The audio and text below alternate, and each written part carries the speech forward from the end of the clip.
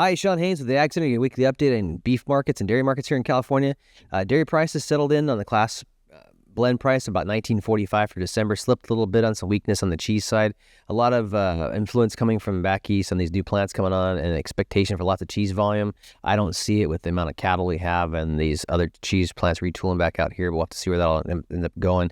But year over year, volumes are decreasing. Market's getting a little tighter as far as supplies go. And demand's kind of staying even with that. So it's kind of in the stasis point.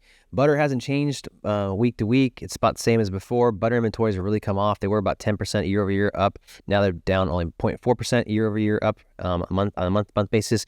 A lot of that's from that fall in production here in California from the bird flu, about 9.2% reduction of volumes. 35% of all the butter out in the United States gets made out of the West Coast here, and so that's really pushed butter volumes down. I expect to see some upward pressure from butter prices the next week or so because of that. If you look at the prices for January out through April, looks like it's kind of solid in that 2050 to 2065 range, a little recovery. Again, butter's kind of pushing up. I might see about $21 per hundredweight. Most point guys will be making money and be in the black. Bull calf prices on dairy cross calves, beef cross calves, $790 per head. Holstein bull calves, $500 per head. Cull cattle for high yielding Holsteins still in the $1 to $1.05 range, off a little bit, still remaining fairly strong.